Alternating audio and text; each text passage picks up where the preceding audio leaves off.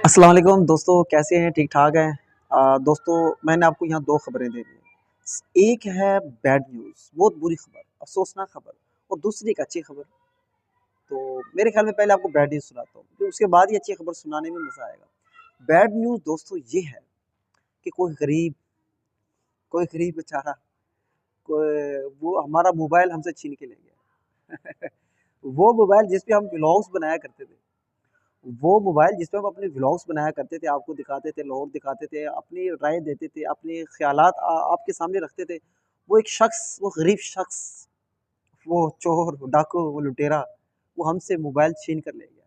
ये तो मैं आपको बाद में बताता हूँ कि कैसे मुझसे मोबाइल छीन के ले गया। आप वो जानकर यकीन करें, जानकर आप अक्ल दंग रह जाएँगे कि ऐसा भी हो सकता है। मुझे तो ऐसा लग रहा है कि मैं लाहौर में नहीं फिर रहा, मैं लाहौर में नहीं हूँ, मैं कराची में हूँ। यकीन करें, मैं जो आपको वाक़या सुनाऊँगा ना, आपकी अक्ल दंग रह जाएगी। वो किस तरीके से वो शख़्स मुझसे मोबाइल छीन के ले गया, वो भी डिफेंस के अंदर। इससे पहले दोस्तों मैं आपको एक बात और बता दूँ, ये वाक़या मेरे साथ पहली दफ़ा नहीं हुआ। मतलब मोबाइल पहले भी मुझसे एक शख़्स था, मेरा मोबाइल छीन के ले गया था, मतलब चोरी करके ले गया था।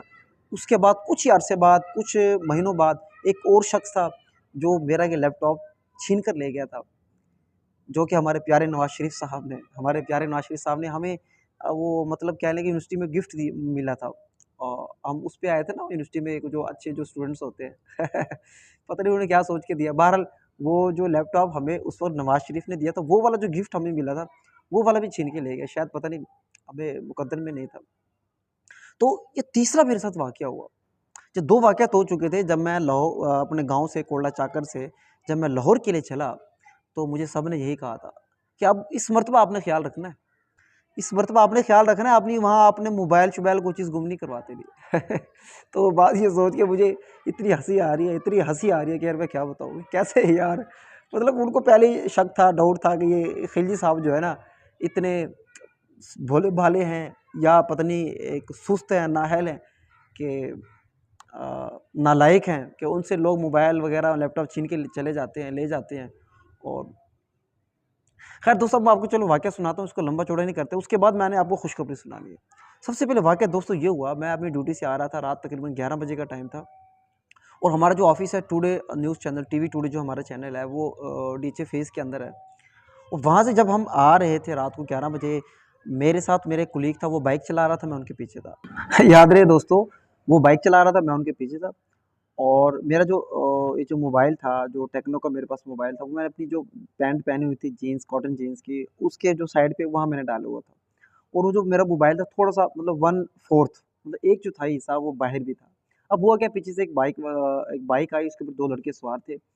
और बस उन्होंने बिल्कुल वो बाइक जो है ना, मैं आपको जल्दी-जल्दी आपको बता रहा हूँ, उन्होंने बाइक अपनी बिल्कुल मेरे क्लोज़ की, हमारी बाइक के बिल्कुल बिल्कुल क्लोज़ कर ली। और मैं हैरान हुआ, मैंने इतना क्लोज़ ही कैसे आ गए? बस अगले लम्हे मुझे पता चला कि किसी भाई ने ऐसे ना उँगली डाल के ना, ऐसे मेरी पॉकेट में, जीन्स वाली पॉकेट में उँगली डाल के ये मोबाइल यूँ छीन लिया, जैसे चूंटी को बंदा उठा लेता है। पता भी नहीं चलने दिया। तो मैंने देखा वो शायद मोबाइल मेरा, तो मैंने एकदम शोर डाला, मैंने कहा, "ओह! मोबाइल ले गए।" तो यकीन करें, इतना वो डिफेंस का मतलब मेन रोड भरा हुआ बिल्कुल, वहाँ से वो जो शख्स जो है ना, उठा के निकाल के शख्स, वो आगे 125 पे थे, वो भाग गए। उसके बाद दोस्तों हमने भी उसके पीछे बाइक भगाई, बड़ी भगाई, लेकिन वो डर लगा कि मैंने कहा यार एक नुकसान हो गया वो बहुत है, ये ना हो कि और नुकसान हो जाए, कुछ चोट-शोट खा लें, बड़ा नुकसान ना हो जाए।